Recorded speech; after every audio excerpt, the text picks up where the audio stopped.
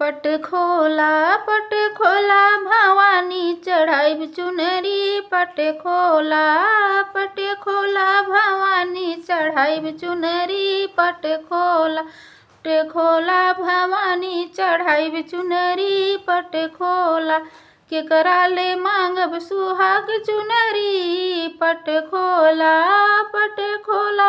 भवानी चढ़ाई चुनरी। पट खोला पियवा ले मांगब कंचन काया। आपन ले मांगब सुहाग चुनरी। पट खोला भवानी चढ़ाई चुनरी। पट खोला पियवा ले मांगब कंचन काया। आपन ले मांगब सुहाग चुनरी। लाल चुनरी हो सुहाग चुनरी। पट खोला भवानी चढ़ाई चुनरी। पट खोला केकरा ले मांगब अन धन सोनवा। केकरा ले मांगब अन धन सोनवा। केकरा ले मांगब भरल धन पर खोला।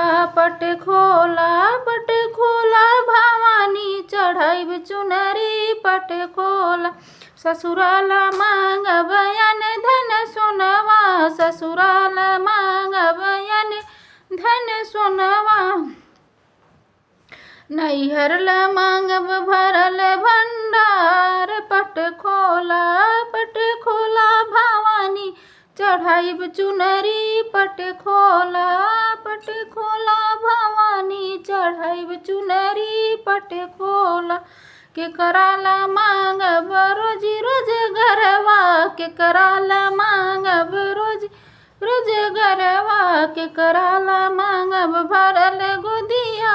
पट खोला भवानी चढ़ाई चुनरी। पट खोला पियवा ले मांगब रोजी रोजगरवा। पियवा ले मांगब रोजी रोजगरवा। आपन ले मांगब भरल गोदिया। पट खोला भवानी चढ़ाई चुनरी। पट खोला अरे अपना ले मांगब भरल गोदिया। पट खोला भवानी चढ़ाई चुनरी। पट खोला।